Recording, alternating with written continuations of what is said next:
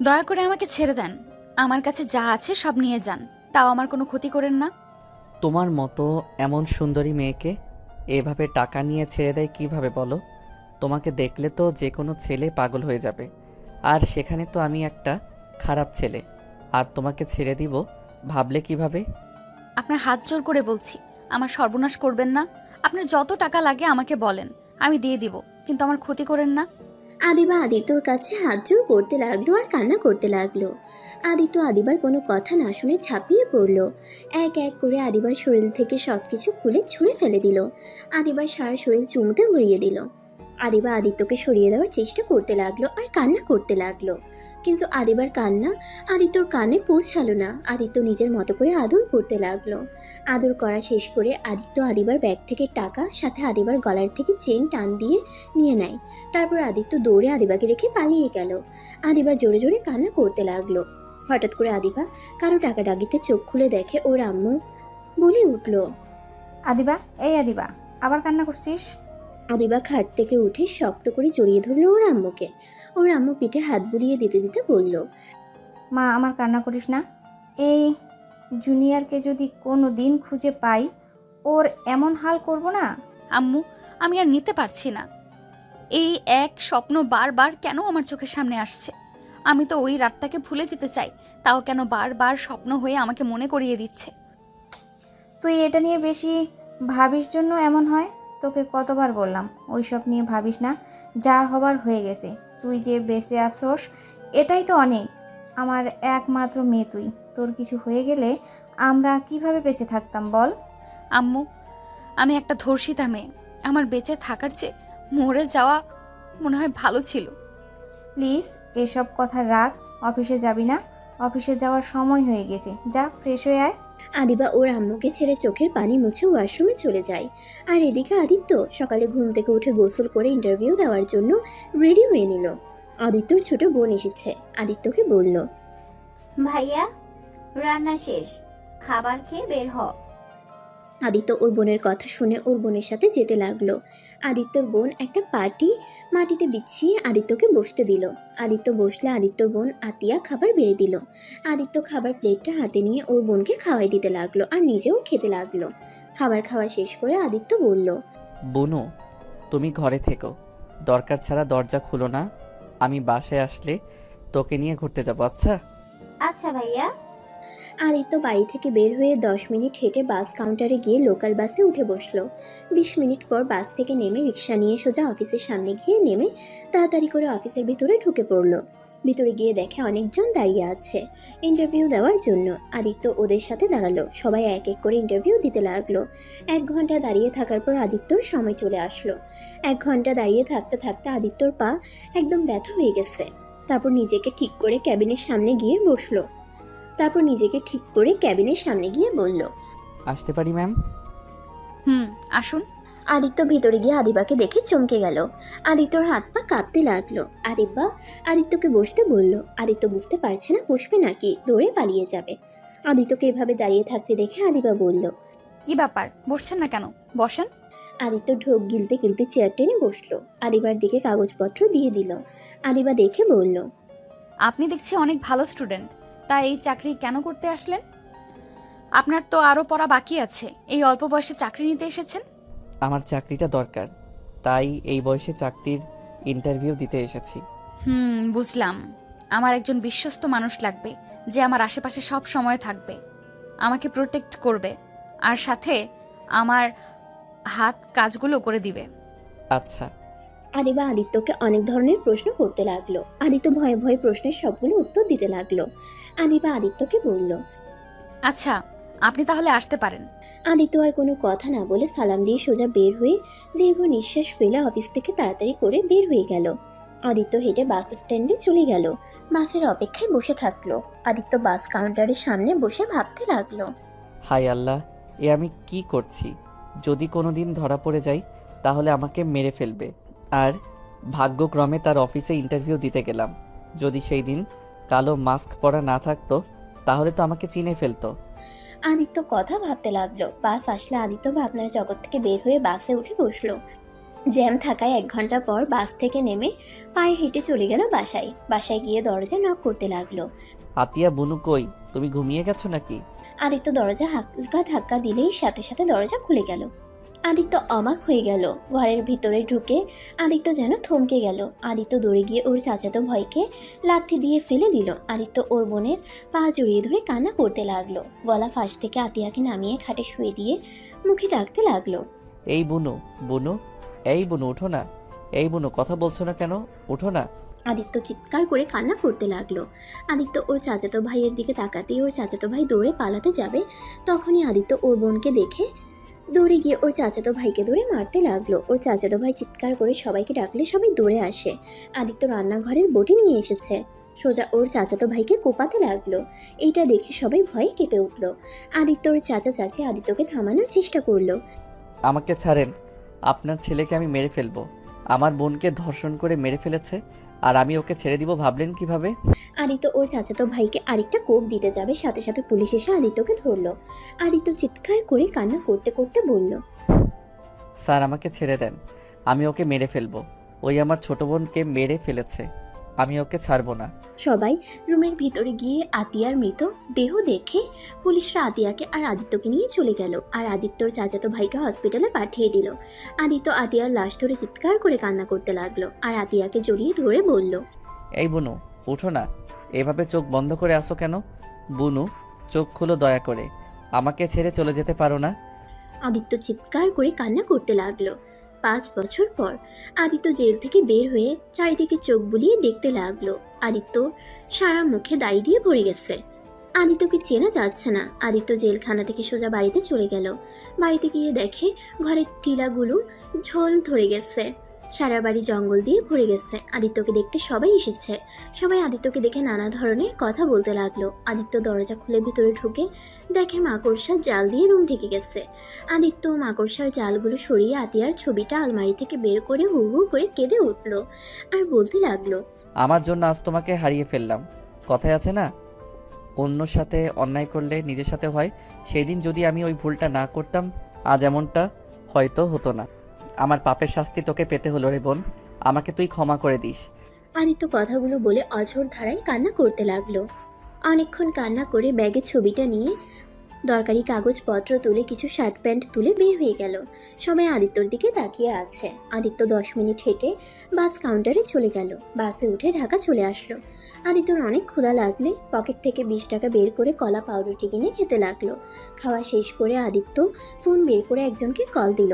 Call receive হইলে ওই পাশ থেকে বলল, কে? ভাই, আমি আদিত্য। এটা তো আপনার নাম্বার, আপনি চিনতে পারছেন না? রাকিব চোখ ডোলে ফোনের দিকে তাকিয়ে বলল, ও আদিত্য, তুমি? ঘুমের ভিতরে নাম্বার দেখি নাই। আচ্ছা, তুমি কি সাড়া পেয়েছো? জি। তুমি এখন কোথায় আছো? জি, আমি বাস কাউন্টার থেকে নেমেছি, একটা দোকানে বসে আছি। আচ্ছা, তুমি বাস কাউন্টারের আশেপাশে থাকো, আমি মানুষ পাঠিয়ে দিচ্ছি। আচ্ছা ভাইয়া। আদিত্য বাস কাউন্টারের সামনে গিয়ে বসলো। অনেকক্ষণ অপেক্ষা করার পর আদিত্যকে কল দিলে আদিত্য রিসিভ করলে 2জন লোক এসে আদিত্যকে নিয়ে গেল। আদিত্যকে একটা বিশাল বড় বাড়ির সামনে নিয়ে গিয়ে গাড়ি থেকে নামিয়ে দিল। আদিত্য গেট দিয়ে ঢুকে রাকিবকে কল দিলে রাকিব রিসিভ করে বলল, সদর দরজার কাছে আসো। আপনি কোথায়? আমি বসার ঘরে আছি, তুমি আসো।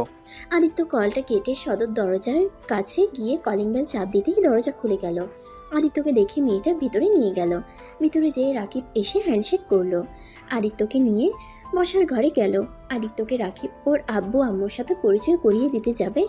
আদিত্য চমকে উঠল। আদিত্য কিছু বলার আগে রাকিবের আম্মু রাহেলা বেগম বলল, তুমি আমার ছেলেকে জেলের ভিতর অনেক যত্ন রেখেছিলে, তোমার কথা অনেক শুনেছি।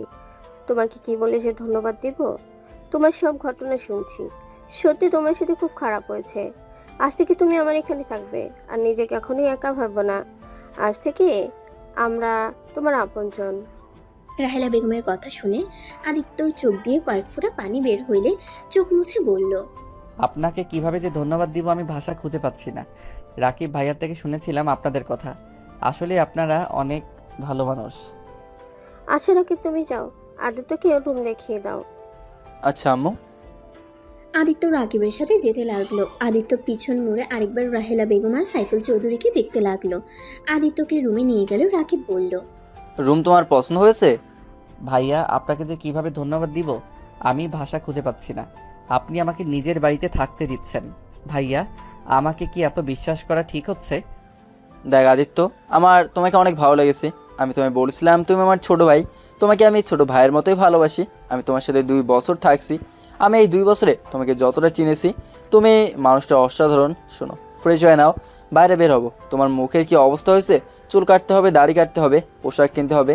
একদম পাগল পাগল দেখা যাচ্ছে তোমায়। ভাইয়া, আমার জন্য এত খরচ করতে হবে না। আপনি আমাকে থাকতে দিয়েছেন, এটাই আমার জন্য যথেষ্ট। আমাকে একটু একটা কাজ দিলে আর কিছু চাই না।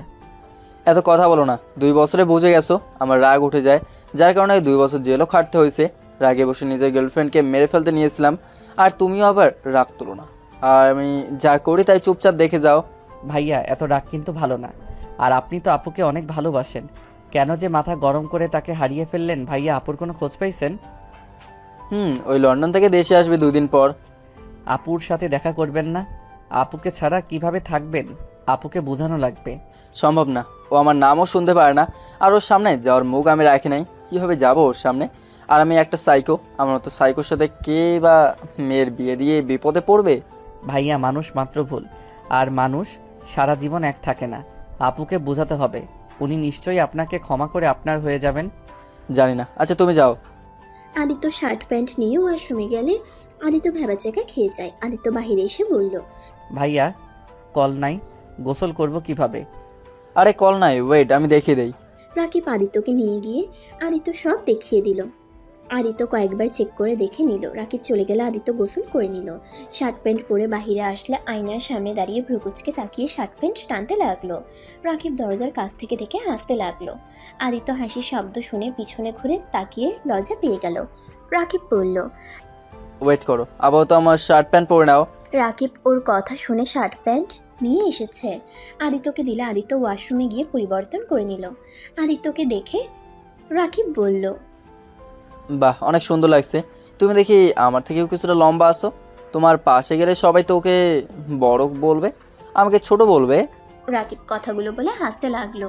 আদিত্য মুচকি হাসলো। তারপর রাকিবের সাথে নিচে গেল। রাহেলা বেগম নিজের ছেলেকে হাসতে দেখে নিজের মুখে হাসির রেখা ফুটে উঠল। মনে মনে ভাবতে লাগলো, আমার ছেলেটা এত সুন্দর করে হাসতে পারে, আমার জানাই ছিল না।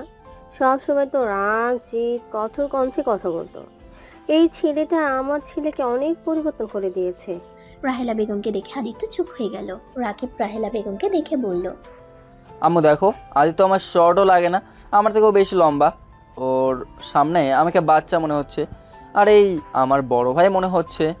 রাকিব কথাটা বলে হাসতে লাগলো। রাহেলা বেগম হেসে বলল, আদিত্য তোমার বয়সে ছোট, কিন্তু ওর যতটা বুদ্ধি আছে তোমার তাও নাই। তুমি ছোট মানুষের মতো রাগ জিদ করো। আম্মু আমি কিন্তু এখন অনেক ভালো হয়ে গেছি। সরি বাবা, ভুল হয়ে গেছে, মনে ছিল না। আমার কলিজার টুকরাটাই যে ভালো হয়ে গেছে। রাকিব রাহেলা বেগমের কাছে গেলে রাহেলা বেগম রাকিবের কপালে চুমু দিল। আদিত্য রাকিব রাহেলা বেগমের ভালোবাসা দেখে নিজের অজান্তেই চোখে পানি চলে আসলো। আদিত্য পানি মুছে ফেললো। রাকিব রাহেলা বেগমকে ছেড়ে দিয়ে বলল, আম্মু আদিত্যকে নিয়ে বের হচ্ছি। খাবার খাওয়া নিয়ে যাও, আদিত্য নিশ্চয়ই ক্ষুধা লাগছে। আমি রেস্টুরেন্টে থেকে খাওয়া দাওয়া দিব। আদিত্য চলো আমার সাথে। রাকিবের সাথে আদিত্য যেতে লাগলো। আদিত্যকে নিয়ে সোজা সেলুনে চলে গেল। চুল দাড়ির সাথে ফেসিয়াল করলো। সব করা শেষ হইলে রাকিব আদিত্যকে দেখে অবাক হয়ে বলল, মাশাল্লাহ, ছোট ভাই তোমাকে তো একদম হিরোদের মতো লাগছে। তোমাকে দেখে আমার হিংসা হচ্ছে। ভাইয়া, মজা করেন না, আপনি আমার থেকে দ্বিগুণ হ্যান্ডসাম। হয়েছে, চলো এবার রেস্টুরেন্টে যাব। খাবার খেয়ে তোমার জন্য পোশাক কিনে বাসায় যাব। আদিত্য রাকিব সেলুন থেকে বের হয়ে বাইকে উঠে পড়ল। দুজন মিলে রেস্টুরেন্টে চলে গেল। আদিত্য রেস্টুরেন্টে দেখে অবাক হয়ে গেল। দুজন একটা টেবিলের সামনে বসলো। আদিত্য রাকিবকে বলল, জানেন ভাইয়া, আমার ছোট বোনের অনেক স্বপ্ন ছিল এমন একটা রেস্টুরেন্টে এসেছে খাবার খাবে। আমি শুধু ওকে বলতাম আমি যখন জব পাবো তখন তোমাকে নিয়ে যাব। কিন্তু আজ দেখেন আমার বোনটা আর আমার সাথে নাই, কবরে ঘুমিয়ে আছে, আর আমার কাছে কোনো কিছু বায়না করে না। আদিত্য কথাগুলো বলতে বলতে চোখের পানি ফেলতে লাগলো। রাকিব আদিত্যের হাতের উপরে হাত রেখে বলল, কান্না করো না, ওর জন্য দোয়া করো, এই জন্য কবরে ভালো থাকতে পারে। কান্না করলে ও অনেক কষ্ট পাবে। আদিত্য হাতের উল্টো পিঠ দিয়ে চোখ মুছতে মুছতে বলল, হ্যাঁ, আমি আর কান্না করব না। আমার জন্য আর আমার বোনও কষ্ট পাক। আদিত্য নিজেকে অনেক কষ্টে সামলিয়ে নিল। রাকিব আদিত্যের দিকে ম্যানিউ কার্ড এগিয়ে দিল। আদিত্য বলল, ভাই আপনি যা খাবেন তাই খাবো। রাকিব অর্ডার দিতে লাগলো। অনেকক্ষণ পর অর্ডারে সব খাবার চলে আসলো। আদিত্য হাত দিয়ে খেতে গেলে রাকিব আদিত্যকে শিখিয়ে দিতে লাগলো। আদিত্য খেতে গিয়ে বারবার খাবার ফেলে দিচ্ছিল। রাকিব হাত দিয়ে খেতে লাগলো। আদিত্য হেসে চামচ রেখে দিয়ে হাত দিয়ে খেতে লাগলো আর বলল, জানেন ভাইয়া, হাত দিয়ে খাবার যে কি শান্তির, সেটাতে চামচ দিয়ে কেউ অতটা মজা পাওয়া যায় না। ঠিক বলছো। দুজন গল্প করতে করতে খাবার খেয়ে নিল। খাওয়া শেষ করে রাকিব বিল দিয়ে দিল। দুজন রেস্টুরেন্ট থেকে বের হয়ে বাইক নিয়ে সোজা শপিং মলে চলে গেল। আদিত্যকে শপিং করে দিল। আদিত্য শপিং মল ঘুরে ঘুরে দেখতে লাগলো। হঠাৎ করে আদিত্য কারোর সাথে ধাক্কা খেয়ে পড়ে যায়। আদিত্য উঠে মেয়েটাকে সরি বলবে, তার আগেই মেয়েটা ঠাস ঠাস করে থাপ্পড় মারলো। এই ছেলে, চোখে দেখো না, সরি আপু। বেয়াদব ছেলে কোথাকার। আবার আদিত্যকে মারতে যাবে তখনই রাকিব এসে রূপার হাত ধরে বলল, ওই বলছে তো সরি, তাই না? আবার মারতে যাচ্ছ কেন? রূপা রাকিবকে দেখে অবাক হয়ে গিয়ে সাথে সাথে হাত ছাড়িয়ে নিয়ে চলে যেতে লাগলো। আদিত্য অবাক হয়ে গেল। আদিত্য রাকিবকে বলল, ভাইয়া ওনাকে চেনেন নাকি? আপনাকে কিছু না বলে চলে গেল। ওইটাই তোমার আপু? আপু মানে রূপা আপু? কিন্তু উনি না 2 দিন পর লন্ডন থেকে আসবে। জানি না, আমার এক ফ্রেন্ড তো তাই বলছিল। আপুকে ডাক দেয়। আদিত্য রূপাকে ডাক দিয়ে দৌড়ে গেল। রাকিব আদিত্যর পিছন পিছন যেতে লাগলো আর বলতে লাগলো, আদিত্য দাঁড়াও। আপুকে আগে আটকে নেয়, তারপর দাঁড়াবো। আদিত্য রাকিবের কথা না শুনে শপিং মল থেকে বের হয়ে দেখে রূপা গাড়িতে উঠবে। সাথে সাথে আদিত্য হাঁপাতে হাঁপাতে বলল, আপু আমার আপনার সাথে কথা আছে। কি কথা? একটু আমাকে বলতে দেন। আদিত্য, এভাবে কেউ দৌড়ায়? ভাইয়া ওয়েট করেন, নিঃশ্বাস ফেলতে দেন তো। রূপা রাকিবকে দেখে গাড়িতে উঠতে যাবে, সাথে সাথে আদিত্য গাড়ির দরজা আটকিয়ে দিয়ে বলল, আপু প্লিজ রাগ করে চলে যাবেন না, প্লিজ একটু আমার কথা শুনেন। আমি কারো কথা শুনতে চাই না। আর তুমি কে যে তোমার কথা শুনতে হবে? আপনার একটা ছোট ভাই হিসেবে ধরতে পারেন, প্লিজ আমার কথাটা শুনেন। রূপা কিছু বলতে যাবে তখনই পিছন থেকে কেউ বলে উঠল, রূপা, দোস্ত তুই কেমন আছোস? রূপা আদিত্যকে এড়িয়ে আদিবাকে জড়িয়ে ধরলো। আদিত্য পিছনে ঘুরে আদিবাকে দেখে ভয়ে হাত কাঁপতে লাগলো। আদিবা রূপাকে বলল, রূপা, তুই না 2 দিন পর আসবি, এখানে কি করছিস? সবাইকে সারপ্রাইজ দেব, তাই গতকাল রাতে এসেছি। সবাইকে সারপ্রাইজ দেবার জন্য কিছু বলি নাই। তাই বলে আমাকে বলবি না? আর এখানে কি করছিলি? আর রাকিব, তুমি এখানে কেমন আছো? জেল থেকে কবে ছাড়া পাইলে? ভালো আছি, তুমি কেমন আছো? 5 দিন হলো এসেছি। ও আচ্ছা, তা জেলের ভাত কেমন লাগলো? আর তোমার সাহস কি করে হয় আবার আমার বান্ধবীর সামনে আসার? রাকিব কিছু না বলে আদিত্যর হাত ধরে টেনে নিয়ে গেল। আদিত্য ভয়ে চলে গেল, কোনো কথা বলল না। রাকিব আদিত্যকে এভাবে দেখে বলল, কি ব্যাপার, এভাবে কাঁপছো কেন? কিছু হয়েছে তোমার? না। রাকিব বাইকে উঠে পড়লে আদিত্য পিছনে উঠে বসলো। দুজন বাসায় চলে আসলো। আদিত্য রুমে এসে খাটে বসে ভাবতে লাগলো। আমাকে যেভাবে হোক ওনার কাছ থেকে ক্ষমা চাইতে হবে, না হইলে আমি কখনোই শান্তিতে ঘুমাতে পারবো না। আমার বোন শান্তি পাবে না। আমাকে যেভাবে হোক ওনার কাছ থেকে ক্ষমা চাইতে হবে। কিভাবে ওনার সাথে যোগাযোগ করব? যেভাবে হোক আমাকে ওনার সাথে কথা বলতে হবে, আর ওনার চেনটা ফিরিয়ে দিতে হবে। আদিত্য কথাগুলো ভাবছিল। রাকিব নিজের রুমে গিয়ে রূপার কথা ভেবে চোখ বেয়ে পানি ছড়াতে লাগলো। 8টার দিকে আদিত্য রাকিবের রুমে আসলে রাকিবের রুম অন্ধকার হয়ে আছে। আদিত্য লাইট চালিয়ে দিল। রাকিব উপর হয়ে শুয়ে আছে। আদিত্য রাকিবকে আস্তে আস্তে ডাকতে লাগলো। রাকিব ঘুম ঘুম চোখে খাটে বসে বলল, কিছু বলবেন? ভাইয়া আপনি কি কান্না করছেন? ভাইয়া কান্না না করে আপুকে বোঝানোর চেষ্টা করলে তো পারেন। আর আপু যদি আপনাকে সত্যিই ভালোবেসে থাকে, আমার বিশ্বাস লাস্টবারের মতো আপনাকে উনি ক্ষমা করে দিবে। আমি কোন মুখে ওর সামনে যাব? আমি ওকে গলার টেপে মেরে ফেলতে চাইছিলাম শুধুমাত্র অন্যজনের কথায় ওকে ভুল বুঝে। আমি কেমন ভালোবাসলাম ওকে যে আমি ওকে বিশ্বাস করতে পারলাম না। অন্য কারো কথায় ওকেও অবিশ্বাস করলাম। ভাইয়া আপনি অন্যায় করছেন। আপনি তো 2 বছর জেলও খাটলেন। আপনার আম্মু আব্বু বা কেউ আপনার খোঁজ খবরও নেয় নাই, আপনাকে শাস্তি দিয়েছে। আপনি তো এখন আগের মতো নাই, অনেকটা ভালো হয়ে গেছেন। এ আমাকে কখনোই ক্ষমা করবে না। ও আমাকে সহ্য করতে পারছে না। আচ্ছা ভাইয়া, নতুন করে আপুকে পটালে কেমন হয়? মানে? আদিত্য রাকিবকে কিছু প্ল্যান বলল। রাকিব শুনে ভ্রুকুচকে বলল, মুখে জুতা ছুঁড়ে মারবে। আরে তাই তো করতে পারেন। আচ্ছা। আচ্ছা ভাইয়া, একটা কথা বলার ছিল। বলো। আপুর সাথে যে একটা মেয়ে দেখলাম, উনিকে আপনি কি চিনেন? চিনি। আমার আব্বুর আর রূপার আব্বুর বন্ধুর মেয়ে, আর রূপার বেস্ট ফ্রেন্ড। ও আচ্ছা, ওনার কি বিয়ে হয়ে গেছে? না, বিয়ে ঠিক হয়েছিল, কিন্তু আদিবা ধর্ষণের শিকার হয়েছিল, যার কারণে যার সাথে বিয়ে ঠিক হয় তারা বিয়ে ভেঙে দিয়ে চলে যায়। আর ধর্ষিতা মেয়েকে কেউ বিয়ে করতে চায় না, বিয়ে করতে চাইলে ওদের সম্পদের লোভে বিয়ে করতে আসে। এটা তো ভালো করে জানো, ধর্ষিতা মেয়েদের জীবন কতটা কঠিন হয়ে দাঁড়ায় সমাজের মানুষদের জন্য। আর শুনছি ওর নাকি বিয়ে ঠিক হয়েছে, 4 দিন পর মনে হয় বিয়ে, আমাদের দাওয়াত দিয়েছে, বাট আমি যাব না, আব্বু আম্মু যাবে। কেন যাবেন না? শুনেন, এইটাই ভালো সময়। রূপা আপু তো অবশ্যই ওনার বিয়েতে যাবে, তখন ওনাকে কাছে পাবে, ওনাকে ইমপ্রেস করতে সুবিধা হবে। তাই তো, কতটা খারাপ বলো না, এই সুযোগ কাজে লাগাতে হবে। এখন মন খারাপ না করে হাসেন। আচ্ছা তুমি বসো, আমি ওয়াশরুম থেকে আসছি। রাকিব ওয়াশরুমে চলে গেল। আদিত্য নিজের উপরে অনেক রাগ হতে লাগলো, মনে মনে ভাবতে লাগলো, আল্লাহ জানে আমার জন্য ওনাকে কত কি সহ্য করতে হয়েছে। ধর্ষিতা মেয়েদের জীবনটা একদম সমাজের মানুষ নরক বানিয়ে ফেলে। এই আল্লাহ, আমি আর পারছি না। কিছু মিনিটের সুখের জন্য একটা লাইফ বরবাদ করে ফেলছি। আমি কিভাবে ওনার থেকে ক্ষমা চাইবো? কোন মুখ নিয়ে ওনার সামনে দাঁড়াবো? আদিত্য কথাগুলো ভাবতে লাগলো। আর রাকিব ওয়াশরুম থেকে ফ্রেশ হয়ে বের হয়ে আদিত্যকে বলল, চলো ছাদে যাই, রাতে ভিউটাই অনেক সুন্দর লাগে। আচ্ছা চলেন। আদিত্য রাকিবের সাথে ছাদে চলে গেল। ছাদে গিয়ে দুজন দোলনায় বসে থেকে আকাশের দিকে তাকিয়ে দেখতে লাগলো। আদিত্য রাকিবকে ডাকতে দিলে আদিত্য আর রাকিব নিজে চলে গেল। 4 জন খাবার খেতে বসলো। আদিত্য খাবার খাচ্ছিল আর মাঝে মাঝে রাহেলা বেগম আর সাইফুল চৌধুরীর দিকে তাকিয়ে দেখতে লাগলো। বিষয়টা রাহেলা বেগমের চোখে পড়লো। রাহেলা বেগম খাবার মুখে দিতে দিতে বলল, আদি তো কিছু লাগবে? যা লাগে নিয়ে খাও। না আন্টি, কিছু লাগবে না। 4 জন খাবার খাওয়া শেষ করে বসার ঘরে গিয়ে বসে গল্প করতে লাগলো। কথা বলার মাঝখানে আদিত্য বলে উঠল, আচ্ছা রাকিব ভাইয়া কি একাই? তার কোনো ভাই বোন নাই? আদিত্যর কথা শুনে রাহেলা বেগম সাইফুল চৌধুরী থমকে গেল। রাহেলা বেগমের মুখ মলিন হয়ে গেল।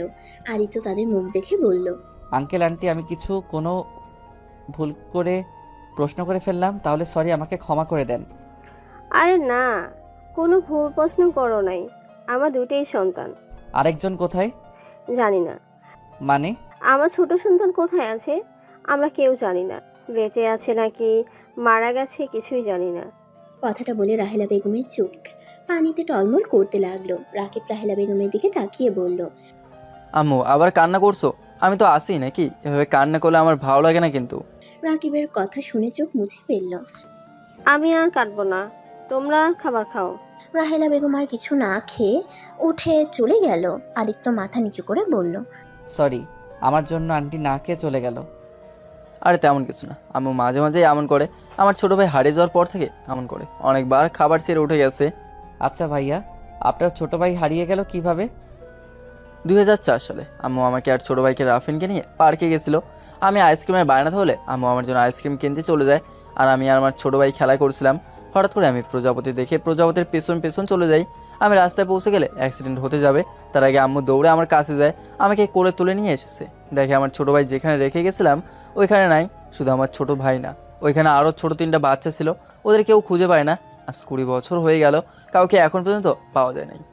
রাকিব কথাগুলো বলে এক পর্যায়ে কান্না করে দিল আর বলতে লাগলো,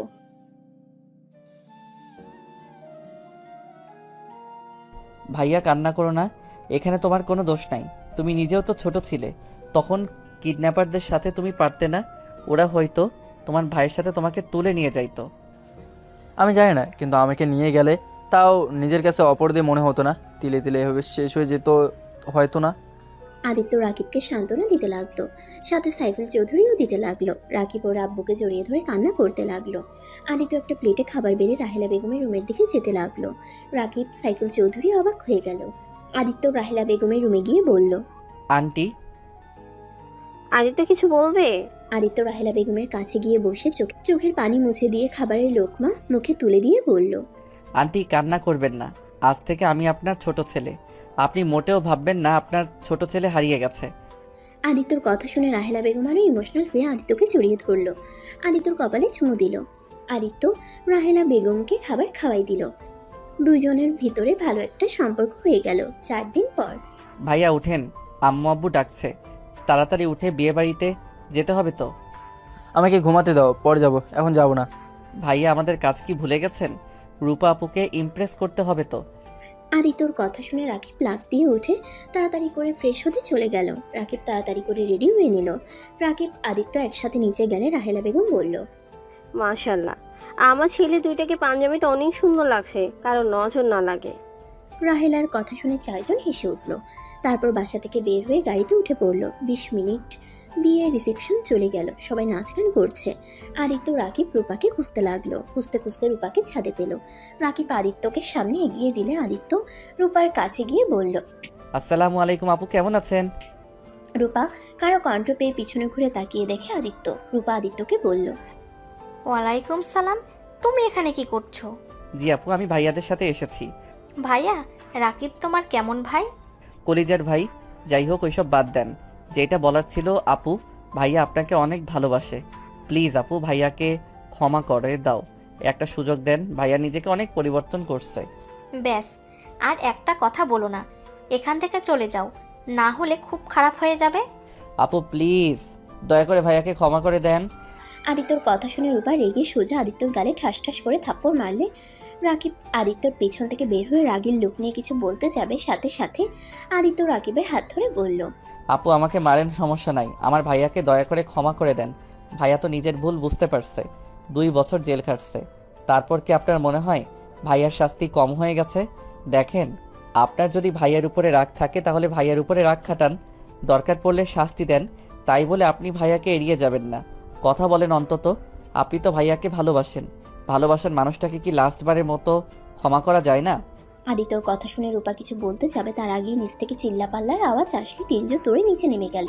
নিচে গিয়ে দেখে আদিবা আত্মহত্যা করতে চলে গেছে। সবাই আদিবার রুমের দরজা ধাক্কাতে লাগলো। দরজা খুলছে না দেখে আদিত্য পাশের রুমের দরজা খুলে ব্যালকনি দিয়ে আদিবার রুমে ঢুকলো। আদিত্য আদিবার পা ধরে বলল, দয়া করে এমন পাপ কাজ করবেন না, এইটা কখনোই সমাধান হতে পারে না। দয়া করে নেমে আসেন। আমাকে ছেড়ে দেন, আমি বাঁচতে চাই না। আমার বেঁচে থাকার কোনো অধিকার নাই। ধর্ষিতা মেয়ের বেঁচে থাকার কোনো অধিকার নাই। দয়া করে আমাকে ছেড়ে দেন, আমি আর পারছি না। এক এক করে এইভাবে সবাই বিয়ে ভেঙে দিয়ে যাচ্ছে। হাজার জনের হাজার কথা, এত কথা শুনতে আর পারছি না। কারো কথায় কেন কান দিচ্ছেন? আপনি তো আপনার বাবা মায়ের একমাত্র সন্তান।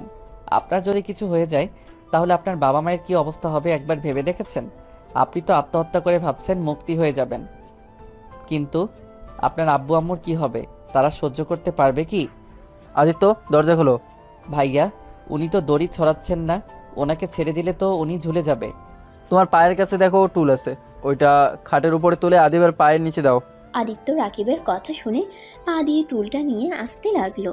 আর ওইদিকে আদিবার আব্বু আম্মু কান্নায় ভেঙে পড়তে লাগলো। আর সবাই আদিবাকে নেমে পড়তে বসতে লাগলো। আদিত্য অনেক কষ্টে টুলটা নিয়ে আদিবার পায়ের কাছে দিয়ে দরজা খুলতে যাবে, সাথে সাথে আদিবা পায়ের কাছ থেকে টুল ছড়িয়ে ঝুলে পড়ে। আদিত্য দরজা খুলে দিলে সবাই রুমে ঢুকে পড়ে। আদিবার আব্বু আম্মু আদিবার হাত জড়িয়ে ধরে কান্না করতে লাগলো আর বলতে লাগলো, আদিবা, এমন কাজ করো না। কে কি বলো, ওইটা কানে নিচ্ছ কেন?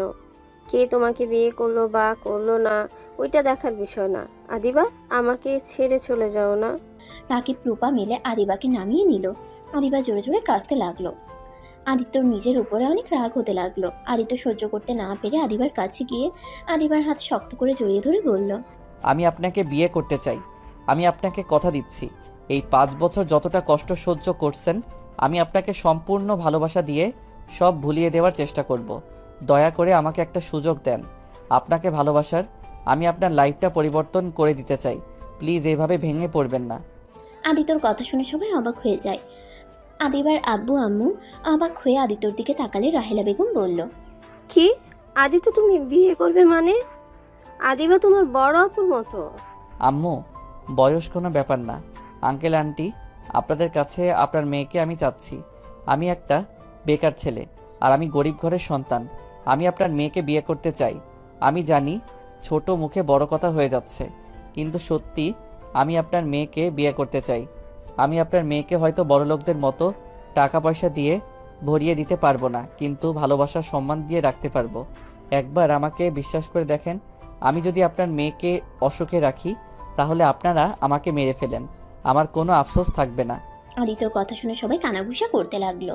অনেকক্ষণ ভেবে চিন্তা করে আদিবার আব্বু আম্মু রাজি হয়ে যায়। আদিবা কিছু বলতে চাইলে বলার সুযোগ দেয় নাই। আদিত্য আর আদিবার বিয়ে পড়ানো শুরু করলো। যৌতুক দিতে চাইলে আদিত্য বলে উঠল, বেয়াদবি মাফ করবেন, আমি আপনার মেয়ের হাত দুইটাই চাই, আমার আর কিছুই চাই না। যদি যৌতুক হিসেবে কিছু দিতে চান জোর করে, আমি তাহলে একটাই জিনিস চাইব, সেইটা আপনার মেয়েকে। আদিত্যর কথা শুনে সবাই অবাক হয়ে গেল।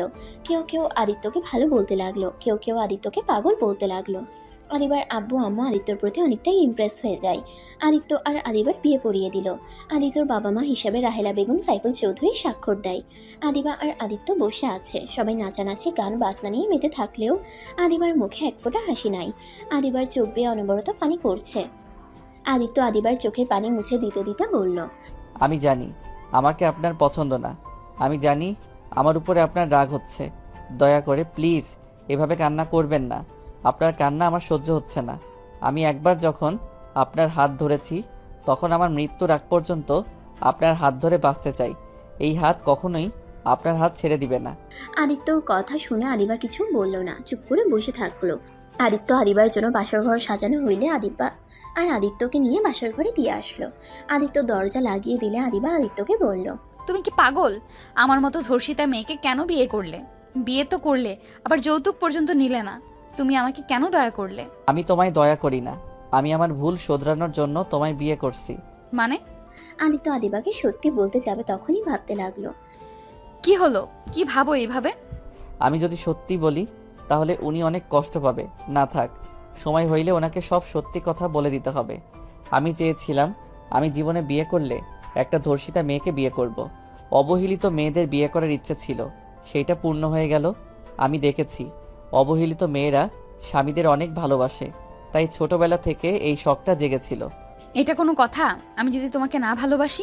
তুমি আমার স্ত্রী, সেখানে তুমি এখন ভালো না বাসলে একদিন না একদিন আমায় তুমি ভালোবাসবে। আমি সেই দিনের অপেক্ষায় থাকব। শোনো, বাস্তব দুনিয়ায় চলার চেষ্টা করো, কল্পনার দুনিয়ায় চলো না। আমি বাস্তব দুনিয়াতে আসি। যাই হোক, আজকে আমাদের বাসর রাত, আর আপনি কি এলোমেলো কথা বলা শুরু করছেন? বাসর রাত নিয়ে কত স্বপ্ন ছিল, বউ ঘোমটা দিয়ে বসে থাকবে, আমি গিয়ে বউয়ের ঘোমটা খুলে কপালে চুমু দিয়ে প্রশংসা করব, তা তো কিছুই হলো না। উল্টা বউ আমাকে জেরা করা শুরু করে দিয়েছে। আদিত্যর কথা শুনে আদিবার হাসি পেল, কিন্তু হাসলো না, হাসি আটকিয়ে বলল, এত যে বড় বড় কথা বলছো, এখন যদি বলি তুমি আমাকে টাচ করতে পারবে না, আমি তোমাকে অনুমতি দিলাম না, তখন তুমি কি করবে? বউ অনুমতি না দিলে সেখানে তো আর কিছু করার নাই, জোর করে তো আর বউকে টাচ করা যাবে না। গুড, যাও ঘুমিয়ে পড়ো, আমার অনেক ঘুম পাচ্ছে। ঘুমালে আবার আত্মহত্যা করবেন না তো? কি মনে হয়? কি আর মনে হবে, যারা একবার আত্মহত্যা করতে যায় তাদের পিছনে শয়তান লেগে পড়ে সবসময় কুপরামর্শ দিবে। রাগ হইলে কষ্ট পারলে বলবে এত কষ্ট সহ্য করে কি হবে, আত্মহত্যা করো, সবাইকে মুক্তি করে দে, তোকে কেউ ভালোবাসে না।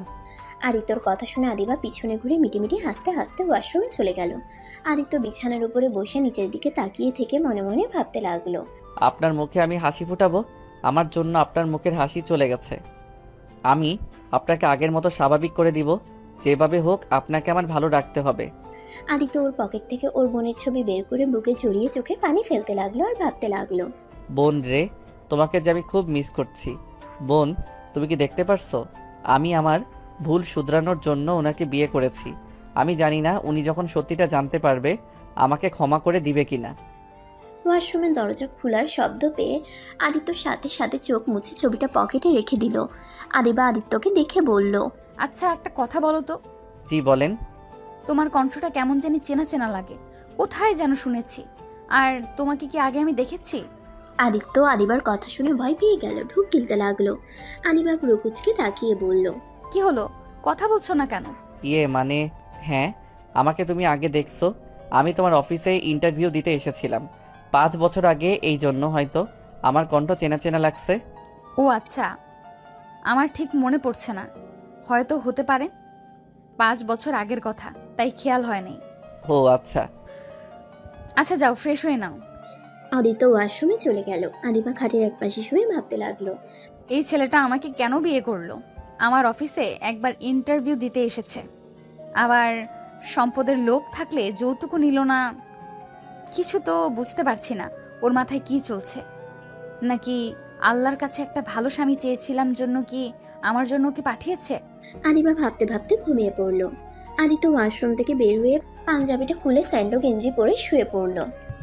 আদিবার দিকে কিছুক্ষণ তাকিয়ে থেকে লাইটটা অফ করে ঘুমিয়ে পড়ল। সকালে ঘুম ভাঙতেই দেখতে পায় আদিবা ওর বুকের উপরে মাথা দিয়ে শুয়ে আছে। আদিত্য একটু নড়ে উঠলে আদিবার ঘুম ভেঙে যায়। আদিবা চোখ খুলতেই আদিত্য চোখ বন্ধ করে ফেললো। আদিবা নিজেকে আদিত্যর বুকে দেখে লজ্জা পেয়ে গেল, সাথে সাথে উঠে পড়লো। আদিত্যর দিকে তাকিয়ে মনে মনে ভাবতে লাগলো, মাশাআল্লাহ, আমার বরটাকে কত সুন্দর লাগছে, একটা ছোট বাচ্চাদের মতো ঘুমাচ্ছে। আল্লাহর কাছে হাজার হাজার শুকরিয়া। কিন্তু আল্লাহ, আপনি ভালো জানেন ওর মনের ভেতরে কি আছে। আদিবা আদিত্যর দিকে তাকিয়ে কথাগুলো ভাবছিল। আদিত্য চোখ খুলে দেখে আদিবা তাকিয়ে আছে। আদিত্য আবার চোখ বন্ধ করে নিলে আদিবা ভ্রুকুচকে তাকিয়ে বলল, তার মানে তুমি আমাকে ইচ্ছে করে নিজের বুকের সাথে জড়িয়ে ধরেছিলে, আমাকে ঘুমের ভেতরে পেয়ে আমার সাথে? ছি! আদিবার কথা শুনে আদিত্য লাফ দিয়ে উঠে ভয়ে ভয়ে বলল, বিশ্বাস করো, আমি কিছু করি নাই, আল্লাহর কসম। আমি তোমায় ইচ্ছে করে বুকে টেনে নেই নাই। আমি তো ঘুমিয়ে গেছিলাম। ঘুম ভাঙলে দেখি তুমি শুয়ে আছো আমাকে জড়িয়ে ধরে। তোমাকে নড়তে দেখে ভয়ে চোখ বন্ধ করে নিয়েছিলাম, যাতে তুমি আমায় ভুল বুঝতে না পারো। ওকে, বিশ্বাস করলাম। যদি ভুলেও ঘুমের ভেতরে আমাকে টাচ করার চেষ্টা করো তাহলে তোমার খবর আছে বলে দিলাম। আদিবা কথাটা বলেই খাট থেকে নেমে মিটিমিটি হাসতে লাগলো আর মনে মনে বলতে লাগলো, বরটা কি ভয়টাই না পেয়ে গেছে, মুখটা দেখার মতো ছিল। আদিবা ওয়াশরুমে চলে গেল। আদিত্য খাটের উপরে বসে পড়ল। আদিবা গোসল করে আসলো। আদিবা তোয়ালা পিছিয়ে আসলে আদিত্য সাথে সাথে চোখ সরিয়ে নিল। আদিবা ড্রেসিং টেবিলের সামনে গিয়ে হেয়ার ড্রায়ার দিয়ে চুল শোকাতে লাগলো। আদিত্য আর চোখে তাকিয়ে দেখতে লাগলো। আদিবা আয়নায় আদিত্যকে আর চোখে তাকাতে দেখে মিটিমিটি করে হাসতে লাগলো আর ভাবতে লাগলো, দেখবো কি করে, কতক্ষণ নিজেকে কন্ট্রোল করে রাখো, আমার অনুমতি ছাড়া কতক্ষণ নিজেকে ধরে রাখতে পারো। আদিবা চুল শুকিয়ে আদিত্যর দিকে ভ্রুকুচকে তাকিয়ে বলল। এভাবে কি দেখছো? আদিবার কথা শুনে আদিত্য থতমত খেয়ে গেল। আদিত্য তোতলাতে তোতলাতে বলল, কই কি দেখছি? আমি তো দেখলাম তুমি আমার দিকে তাকিয়েছিলে।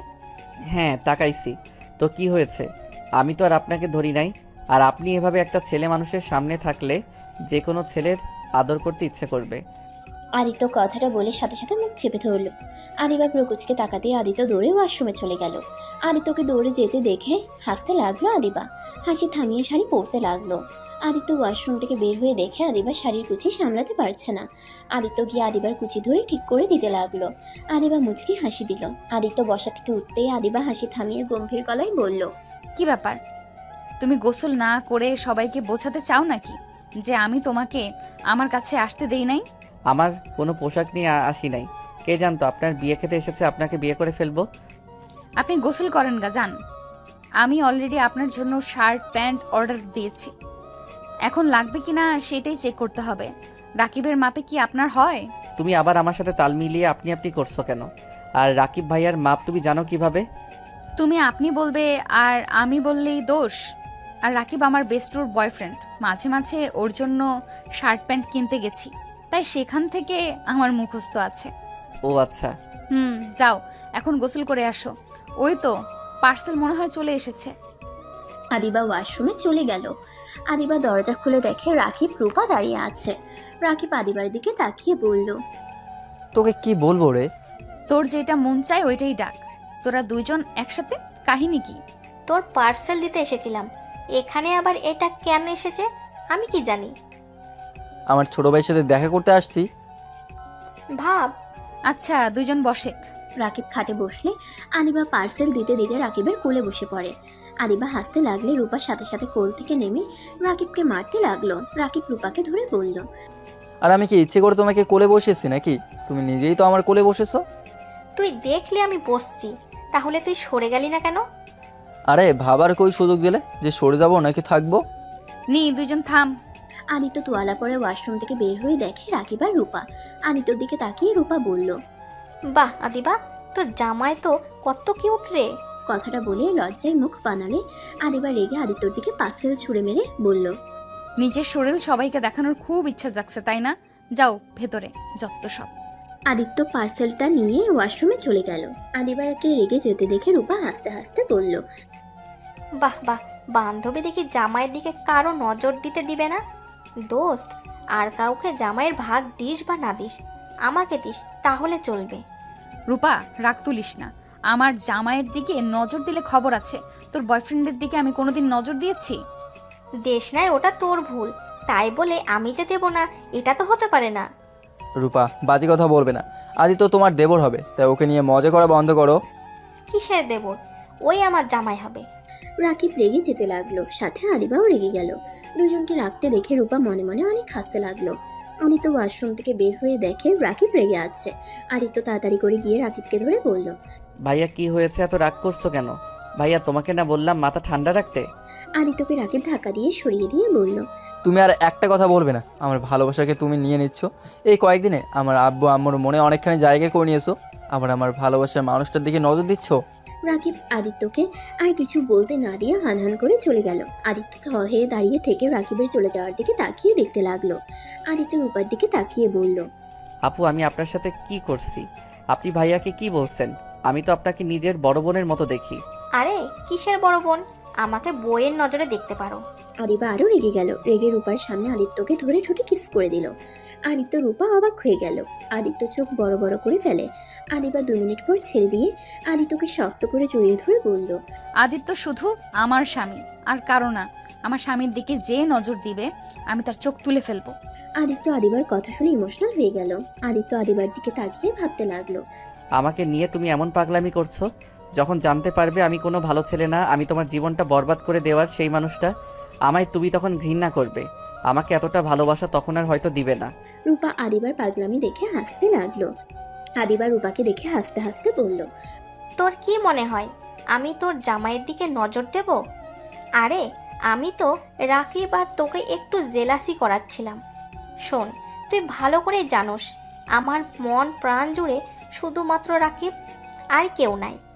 আর জায়গা আমি কাউকে দিতেও পারবো না। আর আদিত্য তো আমার ছোট ভাইয়ের মতো, আর তার উপরে আবার তোর স্বামী, সেখানে আমি ওর দিকে নজর কিভাবে দিই বলতো? রূপার কথা শুনে আদিত্য অনেকটাই খুশি হলো। আর আদিবা লজ্জায় পড়ে গেল। আদিবা রূপাকে বলল, সরি। থাক, সরি বলতে হবে না। আর আদিত্য, তোমার ভাইকে বলো না আমি যে ওকে এখনো ভালোবাসি, তাহলে আবার আমার ওপরে অধিকার খাটাতে আসবে। আপু, ভাইয়া আপনাকে অনেক ভালোবাসে। ভাইয়া এখন আর আগের মতো কথায় কথায় রেগে যায় না। আপু, ভাইয়াকে আর কষ্ট দিয়েন না, ভাইয়াকে ক্ষমা করে দেন। সময় হলেই দেব। ওকে আরও নিজেকে পাল্টাতে হবে। হ্যাঁ, ও আগের থেকে এখন সত্যি অনেক পাল্টে গেছে। কারণ এখন যদি আগের রাকিব হতো, রেগে আমার গলা চেপে ধরতো তোমাকে নিয়ে এসব কথা বলার জন্য। কিন্তু ও নিজেকে অনেকটাই কন্ট্রোল করে চলে গেছে। কিন্তু আরও পরিবর্তন হতে হবে। আপু, বেশি পরিবর্তন করতে গিয়ে আবার যেন হারিয়ে ফেলেন না। ওসব বাদ দাও, চলো নিচে যাই। সবাই আনন্দ করছে, তোমরা এত দেরি করে ঘুম থেকে উঠলে কত কিছু মিস করেছো। তুই যা, আমরা আসছি। রূপা চলে গেল। আদিবা আদিত্যের দিকে তাকিয়ে বলল, ওইটা অভিনয় ছিল, তাই বলে কিন্তু আবার জোর করে আদর করতে এসো না। আচ্ছা। আদিবার মুখ দেখে বোঝা যাচ্ছিল আদিবা যা বললো এটা ওর মুখের কথা, মনের কথা না। আদিবা চলে যেতে নিবে, সাথে সাথে আদিত্য হাত ধরে টান দিয়ে নিজের কাছে নিয়ে এসেছে। ঠোঁটের সাথে ঠোঁট বসিয়ে দিল। আদিবা প্রথমে নিজেকে আদিত্য থেকে সরিয়ে নেওয়ার চেষ্টা করলে আদিবা পরে আর পারে না। আদিত্য ঠোঁট চুষতে লাগলো। আদিত্য মিটিমিটি হাসতে লাগলো আর মনে মনে ভাবতে লাগলো, আমি বুঝতে পারছিলাম তুমি আমার কি থেকে কি চাচ্ছ। তুমি হইলে এমন মানুষ, নিজের ইচ্ছেটা মুখে প্রকাশ করতে পারো না। তোমার না কথা মানে তুমি ওইটা চাও। আস্তে আস্তে আমি তোমাকে বোঝার চেষ্টা করব। আদিত্যর নিঃশ্বাস বন্ধ হয়ে আসতে নিলে আদিবাকে ছেড়ে দিলে দুজন জোরে জোরে নিঃশ্বাস নিতে লাগলো। আদিবা রাগ দেখাতে যাবে, আদিত্যর সাথে সাথে গালে চুমু দিয়ে দৌড়ে পালিয়ে গেল। আদিবা হাসতে লাগলো। আদিবার রুম থেকে বের হয়ে গেল। আদিত্য সবার সাথে বসে গল্প করছে। কিছু মেয়েরা আদিত্যকে ধরে নাচতে লাগলে আদিবার রাগে লোক নিয়ে তাকাতেই আদিত্য চোখ গেলেই সাথে সাথে বসে পড়লো। রূপা ব্যাপারটা দেখে মিটিমিটি করে হাসতে লাগলো। আদিত্যকে আবার নিয়ে যেতে নিবে আদিত্য বলল, আপনারা নাচেন, আমি দেখি। আদিত্যকে ওরা জোর করতে লাগলে আদিবা ওদের সামনে গিয়ে দাঁড়ালে আদিবাকে নাচাতে লাগলো। আদিবা পড়ে যেতে নিবে, সাথে সাথে আদিত্য ধরে ফেললো। আদিত্য আদিবাকে সোজা করে দাঁড় করিয়ে দিল। আস্তে নাচেন, আর একটু হইলে উনি পড়ে যাইতো। আদিত্যর কথা শুনে সবাই হাসতে লাগলো আর বলতে লাগলো, আর সবাই মজা করে অনেক কিছু বলতে লাগলো। আদিবা লজ্জা পেয়ে গেল। আদিবার হাত ধরে ওর এক কাজিন নাচতে গেলে আদিত্যর রাগ উঠে গেল আদিবাকে টাচ করতে দেখে।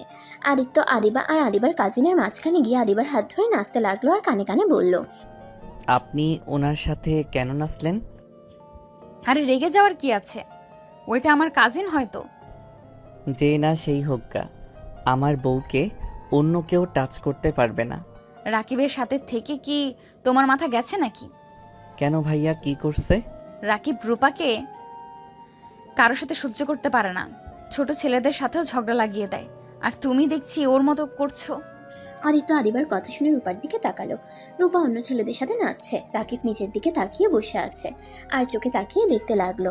আদিত্যর মাথায় একটা বুদ্ধি আসলো। আদিবাকে ছেড়ে দিয়ে রূপার কাছে গিয়ে রূপার হাত ধরে ঘোরাতে ঘোরাতে রাকিবের উপরে ফেলে দিল। রাকিব সাথে সাথে ধরে ফেললো। রাকিব রূপাকে ধরলে আদিত্য রাকিব আর রূপাকে তুলে বলল, ভাবি, আপনার কাজ দেখে অবাক। আমার ভাইকে রেখে অন্য ছেলের সাথে নাচা, অন্য ছেলেদের কাছে গেলে ধাক্কা দিয়ে ফেলে দিব, তখন বুঝবেন মজা কেমন লাগে। আদিত্য কথাগুলো বলে রাকিবের হাতে দিয়ে আদিবার কাছে চলে গেল। আদিবাকে ওইখান থেকে দূরে সরিয়ে নিয়ে এসে বলল, এত মানুষের ভিড়ে যাওয়ার দরকার নাই, নাচতে নাচতে ঘেমে গেছো। আদিত্য টিস্যু নিয়ে এসে আদিবার মুখ গলা মুছে দিতে লাগলো। আদিবার আব্বুর চোখে পড়লে আদিবার আম্মুকে থামিয়ে দিয়ে ইশারা করলে দুজন খুশি হয়ে চলে গেল। আদিবা আদিত্যর দিকে তাকিয়ে বলল, চলো খাবার খেয়ে আসি, অনেক ক্ষুধা লাগছে। আচ্ছা চলো। আদিত্য আদিবা দুজন খাবার খেতে চলে গেল। আদিত্য আদিবাকে খাওয়াই দিতে লাগলো। এটা দেখে সবাই বলতে লাগলো, বাহ বাহ, কি ভালোবাসা।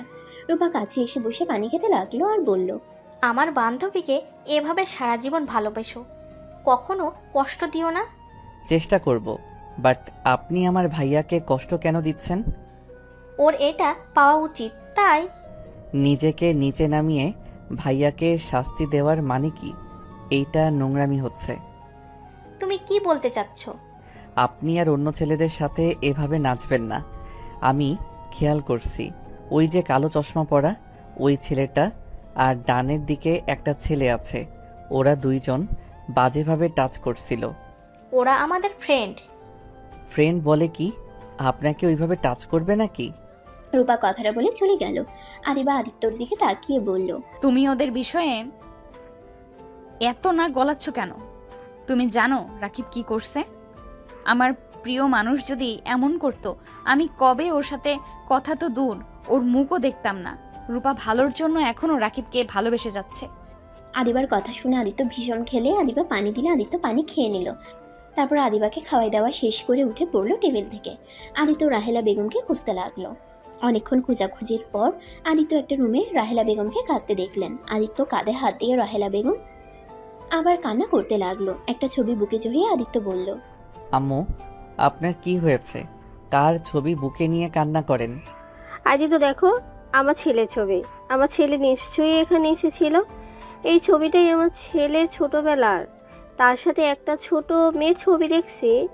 মেয়েটাকে জানি না, কিন্তু এইটা আমার ছেলের ছবি। এই ছবিটা এখানে কিভাবে আসলো আমি বুঝতে পারছি না। আদিত্য চমকে গেল। আদিত্য রাহেলা বেগমের হাত থেকে ছবিটা দেখে পকেটে হাত দিয়ে দেখে পকেটে ছবিটা নাই। আদিত্য ঢোক গিলতে লাগলো। রাহেলা বেগম কান্নায় ভেঙে পড়তে লাগলো। রাহেলা বেগমের কান্না দেখে আদিত্যর চোখে পানি আসতে লাগলো। রাহেলা বেগমকে সান্ত্বনা দিতে দিতে বলল, আম্মু, কান্না করবেন না। আপনার ছেলে যেখানে আছে ভালোই আছে নিশ্চয়ই। আমার সন্তান আমার এত কাছে ছিল, আর আমি তাকে পেয়েও হারিয়ে ফেললাম। আমি আমার সন্তানের কাছে যেতে চাই। আমার রাফি, আমার কলিজার টুকরাটাকে পাওয়ার একটা সুযোগ, সেটাও হারিয়ে গেল। আমি আমার সন্তানকে চাই, আমি আর পাচ্ছি না। রাহেলা বেগমের কান্না আর পাগলামি দেখে আদিত্য শক্ত করে জড়িয়ে ধরলে আদিত্যকে জড়িয়ে ধরে কান্না করতে লাগলো। আদিত্যর চোখ বেয়ে পানি ছড়তে লাগলো। আদিত্য গলাটা জড়িয়ে আসতে লাগলো। আদিত্য নিজেকে সামলিয়ে নিয়ে বলল, আম্মু, যদি আপনার ছেলে আপনার সামনে থাকতো তাহলে আপনি কি করতেন? আমার সন্তানকে আমি পেলে শক্ত করে জড়িয়ে ধরে খুব কাঁদতাম। আমার ছেলেকে আমি আর হারিয়ে যেতে দিতাম না। আমি এক নজর তাকে চোখের আড়াল হতে দিতাম না। আদিত্য, আমি কি আমার ছেলেকে কোনোদিনই পাবো না? আমার মৃত্যুর আগে আমি আমার ছেলেকে একবার দেখতে চাই। আগে তো কোনো খোঁজ পাইনি, এখন যখন একটা আশার আলো দেখলাম, তখন অবশ্যই আমার ছেলেকে খুঁজে পাবো, তাই না? আচ্ছা আম্মু, আপনার ছেলে তো অনেক বড় হয়ে গেছে, এখন কিভাবে বুঝবেন আপনার ছেলে এইটাই? যে কেউ এসে তো বলতে পারে আমি সেই আপনার ছেলে। এমন আর একজন এসেছে। আমার ছেলের শরীরে চিহ্ন আছে, মাথার ভিতরে একটা গুটি আছে। আদিত্য দরজাটা লাগিয়ে দিল। রাহেলা বেগম অবাক হয়ে গেল। আদিত্যকে বলল। কি করছো আদিত্য? আদিত্য কোনো কথা না বলে শার্ট খুলে ফেললো। পিছনের দিকে ঘুরে দাঁড়ালে রাহেলা বেগম অবাক হয়ে যায়। আদিত্য বলল, আম্মু, চেনার কোনো কিছু দেখতে পারছেন? ওয়েট, মাথার ভিতরে কিছু দেখাই। আদিত্য চুলগুলো বিলি কেটে ও রাহেলা বেগমের পাশে বসে দেখালে রাহেলা বেগম আদিত্যকে শক্ত করে বুকের সাথে জড়িয়ে ধরে কান্না করতে করতে বলল, আমার কলিজার টুকরা। আর তুই রাফি, আগে কেন বলস নাই? এতদিন কোথায় ছিলি? আদিত্যর সারা মুখে চুমু দিতে লাগলো। আদিত্য ওর আম্মুকে জড়িয়ে ধরে কান্না করতে লাগলো আর বলতে লাগলো, কি বলতাম? আমি যদি আপনাদের বলতাম আমি আপনাদের সন্তান, তাহলে আপনারা কেউ বিশ্বাস করতেন না। আমার পালিত মা বাবা যখন মারা যায় তখন ওনারা আমার গলার হারে আপনাদের ছবি দেখিয়েছিল, কিন্তু আমি ওই হারটা বিক্রি করে দিয়েছিলাম। আমার পালিত বাবা মা মারা যাওয়ার আগে আমাকে সব কিছু বলে গেছে। কিভাবে আমাকে তারা চুরি করেছিল, আমাকে তারা বিক্রি করে দিতে গেছিল, কিন্তু তার স্ত্রী মানে আমার পালিত মা আমাকে বিক্রি করতে দেয় নাই। তার নাকি আমার প্রতি অনেক মায়া হয়েছিল। তাদের কোনো সন্তান ছিল না। আমার 10 বছর সময় আতিয়া জন্মগ্রহণ করে। আমি তখনও জানতাম না আমি তাদের সন্তান না। আমার 17 বছর সময় আমার পালিত বাবা মা আমাকে সব বলে দিয়েছিল আমি তাদের সন্তান না। আমার ছোটবেলার সব কিছু আমার কাছে দিয়েছিল। তারা দুইজন এনকাউন্টার হয়ে মারা যায়। তারপর থেকে আমি আমার ছোট বোন আতিয়াকে নিয়ে একা থাকতাম। ওর খাবার জন্য আমি চেনটা বিক্রি করে দিয়েছিলাম। এমনকি আমি একটা অন্যায় কাজও করেছি। তার পাপের শাস্তি হিসেবে আমার বোনকে পেতে হয়েছে। আদিত্য কথাগুলো বলে কান্না করতে লাগলো। কান্নায় ভেঙে পড়লে রাহেলা বেগম জড়িয়ে ধরে কান্না করতে করতে বলল, কান্না করিস না বাবা, এখানে তোর কোনো দোষ নাই। ওর চাচাতো ভাই তো জঘন্য কাজটাই করে মেরে ফেলছে, এখানে তোর কি দোষ?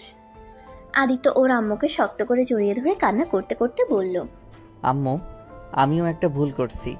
আম্মু, আমি যদি বলি আদিবার ধর্ষণকারী আর কেউ না, আমি নিজেই। আদিত্যর কথা শুনে রাহেলা বেগম আদিত্যকে ছেড়ে দিল। রাহেলা বেগম কান্না থামিয়ে বলল, মানে কি বলছি? আম্মু, আমি সেই ছেলেটা যে নিজের বোনের খাবারের জন্য ছিনতাই করতে গিয়ে তাকে ধর্ষণ করেছিল, যার শাস্তি আমার বোনটাকে পেতে হয়েছে। আদিত্যর কথা শুনে রাহেলা বেগম হতভম্ব হয়ে গেল। আদিত্য ওর আম্মুর পা জড়িয়ে ধরে বলল, আম্মু, আমি সেদিন জানি না কোন জ্ঞানে ছিলাম, আমি নিজের অজান্তে এমন ভুল করে ফেলি। সেই দিন পর থেকে আমি শান্তিতে ঘুমাতে পারি নাই। এই পাপের জন্য আমি ভিতরটা শেষ হয়ে যাচ্ছে।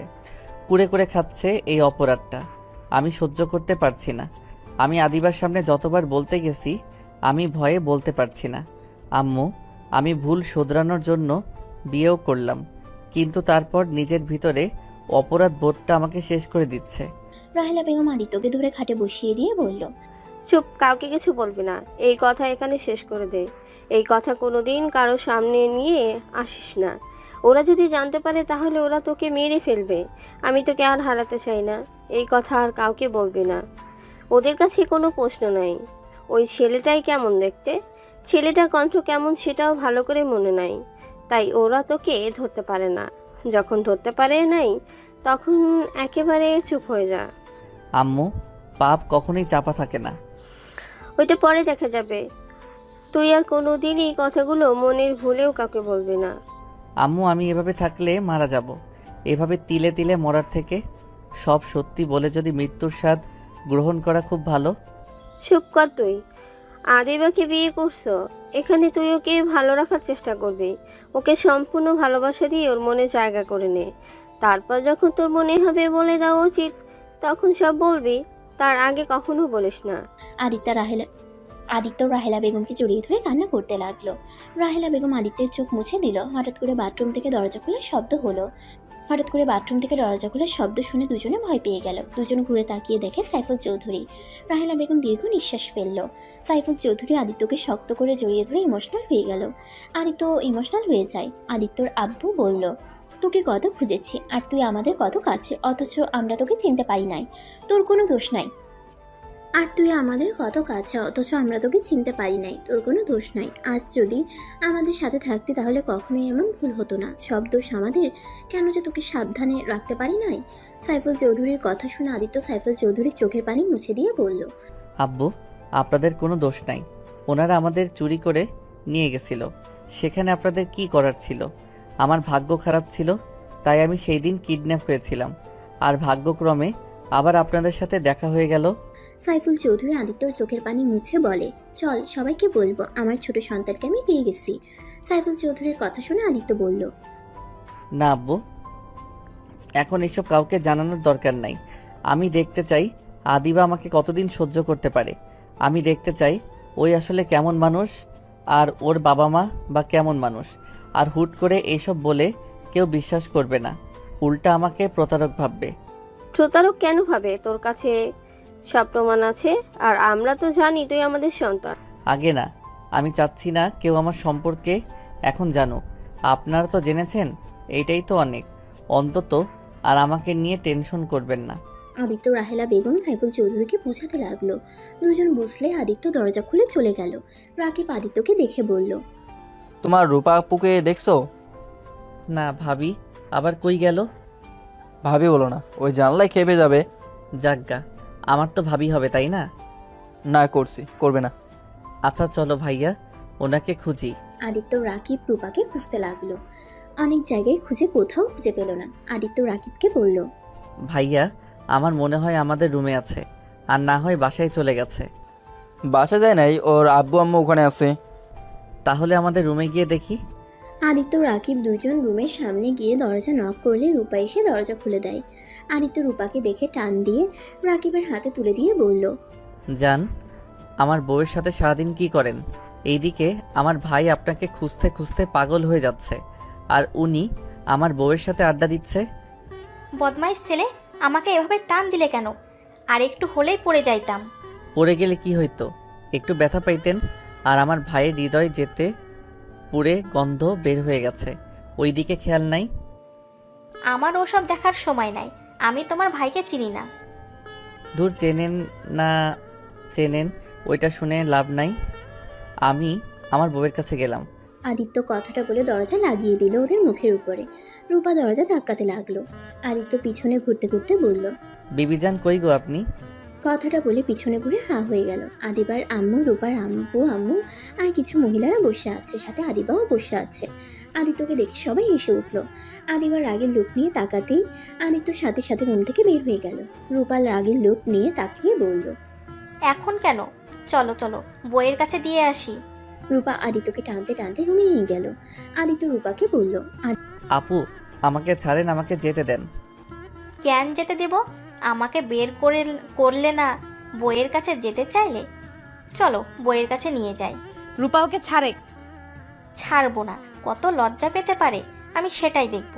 আমার মুখের সামনে দরজা লাগিয়ে দিয়েছে।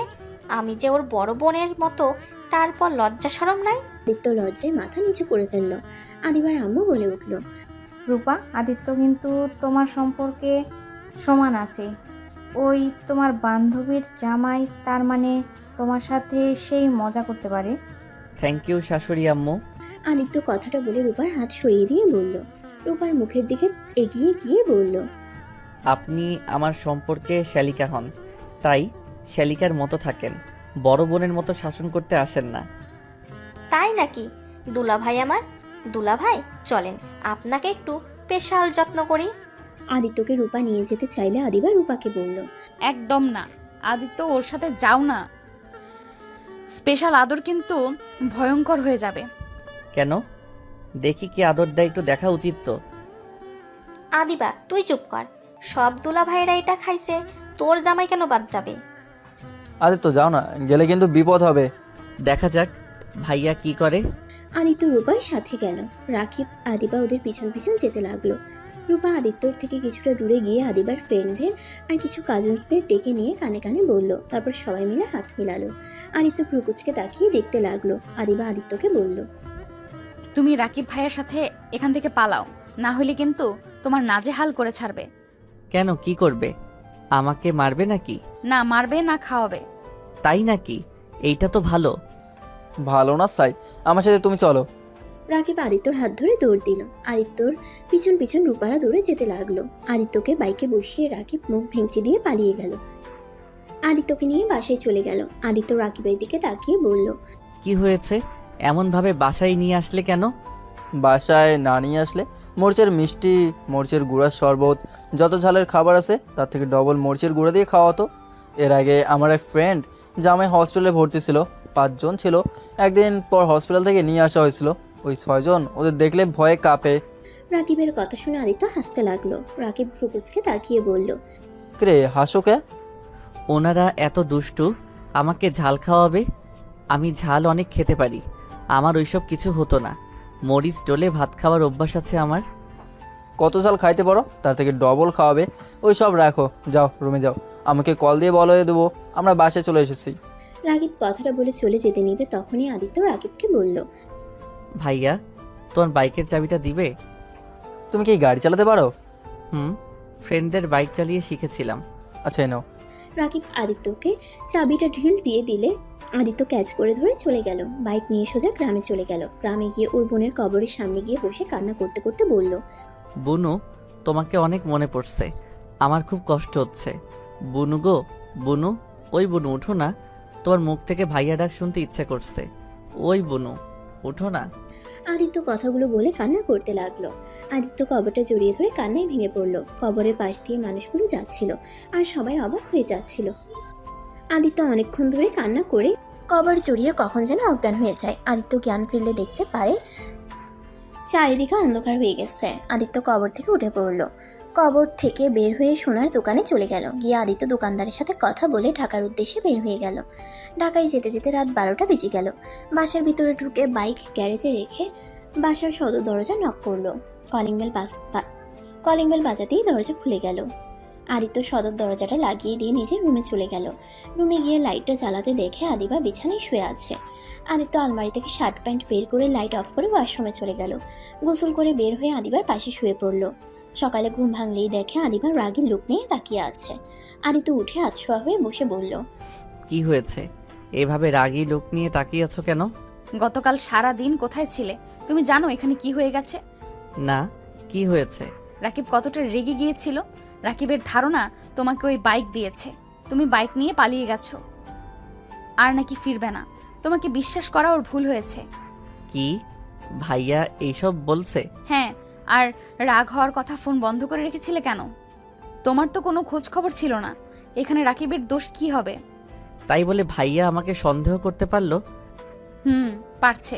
তুমি ওকে বাইকের চাবি দিয়ে আসো। তোমার বাইক দরকার হইলে আমাকে বলতে পারতে, আমি তোমাকে বাইক কিনে দিতাম। এইভাবে ওর বাইক নিয়ে উধাও হওয়ার কি আছে? আম্মু আব্বু কিছু বলে নাই? আঙ্কেল আন্টি তো বলছে তুমি পালাও নাই, তুমি নিশ্চয়ই কোনো কাজে গেছো। তুমি ফিরে আসবে। রাকিব ওর আব্বু আম্মুকে তোমার উপরে এত কনফিডেন্স দেখে আরো রেগে গেছিল। ও আচ্ছা। তা তুমি কোথায় গেছিলে? কেন ফোন ধরো নাই? তোমার কি জ্ঞান বুদ্ধি নাই? একজন যে তোমাকে থাকতে দিল, নিজের ছোট ভাইয়ের মতো ভালোবাসলো, তার ফোন না ধরে ফোন বন্ধ করে রাখার মানে কি? ওই কতটা কষ্ট পেয়েছে তোমার ধারণা আছে? ও আচ্ছা। আদিত্য খাট থেকে উঠে ওয়াশরুমে গিয়ে ফ্রেশ হয়ে নিল। তারপর ওর কাগজপত্র তুলে নিল ব্যাগে। তারপর ব্যাগটা কাঁধে নিয়ে বাইকের চাবি হাতে নিয়ে রুম থেকে বের হতে যাবে। কি ব্যাপার? এইসব নিয়ে কোথায় যাচ্ছ? গ্রামে চলে যাব। মানে? কিছু না। আদিত্য সিঁড়ি ভেঙে নিচে গিয়ে দেখে সবাই বসে আছে। আদিবার আম্মু আব্বু রাকিব রাহেলা বেগম সাইফুল চৌধুরী বসে আছে। আদিত্যকে দেখে রাহেলা বেগম বলল, ওই তো আদিত্য। কিরে আদিত্য, কোথায় চলে গেছিলি? ফোন কি হয়েছে তোর? আদিত্য রাকিবের হাতে চাবিটা তুলে দিয়ে বলল, গ্রামের বাড়িতে গেছিলাম, ফোনটা চার্জ নেই আর ফোনের কথা মনেও ছিল না। আদিত্য ওর পকেট থেকে ফোন বের করে রাকিবের হাতে দিয়ে বলল, ভাইয়া, টাকার জন্য একটা সময় চিন্তাই করছি, মন না চাইলেও এই জঘন্য কাজটা করতে হয়েছে। কারণ আমার না ছিল আমার বাবা মা। ছোট বোনের ক্ষুধা দেখে তার চোখের পানি সহ্য হতো না। আমার বোনটা ছিল ছোট বাচ্চাদের মতো, বুদ্ধি বিকাশ ঘটে নাই। ওই বুঝতেও পারতো না ভাইয়ার কোনো সামর্থ্য নাই তাকে কিছু কিনে নিয়ে এসে দেওয়ার। আমি নিজেই ছোট, সেখানে বোনের জন্য কিভাবে কি করব। বোন যখন আমাকে জড়িয়ে ধরে কান্না করে বলতো, ভাইয়া আমার অনেক ক্ষুধা লাগছে, আমাকে কিছু খেতে দাও, আমি আর সহ্য করতে পারছি না। আদিত্য কথাগুলো বলে চোখের পানি ফেলতে লাগলো, তারপর আবার বলতে লাগলো। বাবা মা কখনোই আমাদের ভাই বোনকে দিয়ে কোনো কাজ করাতো না। তাদের খুব আদরের সন্তান আমরা। হঠাৎ করে তারা আমাদের ছেড়ে চলে যেতে হয়েছে। তাদের পাপের শাস্তি তারা পেয়ে গেছিল। অথচ আমরা দুই ভাই বোন হয়ে যাই এতিম। কেউ কখনোই আমাদের দিকে ঘুরেও তাকায় নাই, কারণ আমরা ছিলাম বাচ্চা পাচারকারীর সন্তান। আমাদের দিকে সমাজের কেউ কখনোই ভালো চোখে দেখবে না। আমার বাবা মা আমার কথাটাতে তাদের কাজ বাদ দিয়ে দিলেও পুলিশ সেই তাদের এনকাউন্টার করে মেরে ফেলে। বুঝতে পারছিলাম ছোট বোনকে নিয়ে কি করব। বোনের কান্না চিৎকার শুনে সবার বাড়িতে ভাত ভিক্ষা চাইতে গেছিলাম। কেউ আমাদের দিকে ঘুরেও তাকায় নাই। সবাই দরজা বন্ধ করে দিয়েছে, কেউ ঘাট ধাক্কা দিয়ে বের করে দিয়েছে। আদিত্য চোখের পানি ফেলতে ফেলতে বলল। চাচির পায়ে ধরেছিলাম, তার বাড়ির সব কাজ করে দিয়েছিলাম। তারপর শুনি এক মুঠো ভাত দিয়েছিল। এক মুঠো ভাত নিয়ে ঘরে ঢুকে দেখি বোনটা কান্না করতে করতে ঘুমিয়ে গেছে। প্লেট খাবার রেখে কাজের সন্ধানে বের হয়েছি, কেউ কাজ দেয় নাই। পরে উপায় না পেয়ে মূল্যবান জিনিস বিক্রি করে দেয়। সেইটা দিয়ে বেশ কিছুদিন চললেও আর সংসার চলছিল না। পরে বন্ধুদের সাথে উপায় না পেয়ে ছিনতাইকারী হয়ে গেলাম। ছিনতাইকারী করে নিজের পড়াশোনা আর বোনের খাবার জোগাড় করতাম। ভাইয়া, এখন আর আমার কেউ নাই যে তোমার বাইক নিয়ে আমার পালিয়ে যেতে হবে। আমি ভাবতে পারি নাই তোমার মনে এমন একটা প্রশ্ন আসবে। ভাইয়া, আমাকে তুমি অনেক ভালোবাসা দিয়েছো, আমাকে তোমার বাড়িতে থাকতে দিয়েছো, এতে তোমার কাছে কৃতজ্ঞতা স্বীকার করছি। আদিত্যর কথা শেষ হইলে রাহেলা বেগম আদিত্যকে পিছন থেকে জড়িয়ে ধরে কান্না করতে লাগলো। সবার চোখে পানি চলে এসেছে। রাকিব আদিত্যকে কিছু বলতে যাবে, সাথে সাথে রাহেলা বেগম বলল। তুই জীবনে এত কষ্ট করছস, আমার দম বন্ধ হয়ে যাচ্ছে। আমার আদরের সন্তান, আমার কলিজার টুকরা জীবনে এত কষ্ট করেছে, আর আমি কিনা রাজার হালে জীবন পার করছি। আর সেখানে আমার সন্তান এক মুঠো ভাতের জন্য এত কিছু করেছে। বাবা, আমাকে ক্ষমা করে দিস। সেই দিন কেন আমি পার্কে গেছিলাম? সেদিন যদি না যেতাম তাহলে আজ এত কিছু হতো না। রাহেলা বেগমের কথা শুনে সবাই অবাক হয়ে গেল। আদিত্যর আব্বু আদিত্যর কাছে এসে কপালে চুমু দিয়ে জড়িয়ে ধরল। আদিত্য ওদের থেকে নিজেকে সরিয়ে নিয়ে বলল। আম্মু আব্বু, প্লিজ কান্না করবে না। আমার ভাগ্য যা ছিল তাই হয়েছে, এতে আমার কোনো আফসোস নাই। তারা লোকটা খারাপ হইলেও আমাকে তারা নিজের সন্তানের মতো ভালোবেসেছে। যতদিন বেঁচে ছিল আমাকে ততদিন অনেক ভালোবাসা দিয়েছে। রাগে তাদের উপরে রাগ হতো, কিন্তু এখন বুঝি তারা পেটের দায়ে এমন করছে। কারণ এই সমাজের মানুষগুলো কাউকে ভালো হতে দেয় না। কেউ ভালো হতে চাইলেও তাকে খারাপ বানিয়ে ছাড়ে। যাই হোক আদিবা, আমার তোমাকে কিছু কথা বলার আছে। কি কথা? আমি জানি না তুমি আমাকে কি করবে। তুমি আমায় যে শাস্তি দাও আমি মাথা পেতে নিব, তাও এইটা আমি আর সহ্য করতে পারছি না। তোমাকে সত্যিটা না বলে আমি মরেও শান্তি পাবো না। রাফি, এসব কি বলছিস? রাফি, তোকে না বললাম। রাফি মানে? হ্যাঁ রাফি, আদিত্য তোর হারিয়ে যাও ভাই। সবাই অবাক হয়ে আদিত্যর দিকে তাকালো। রাকিব আদিত্যকে শক্ত করে জড়িয়ে ধরে বলল। ভাই আমার, আমাকে তুই ক্ষমা করে দিস। আমি রাগের রমাথায় তোকে অনেক বাজে কথা বলছি। আসলে মাথা ঠিক ছিল না। রূপা আমাকে কল দিয়ে অনেক অপমান করে, যার কারণে আমার মাথা বিগড়েছিল। ভাইয়া, আমাকে ছাড়ো।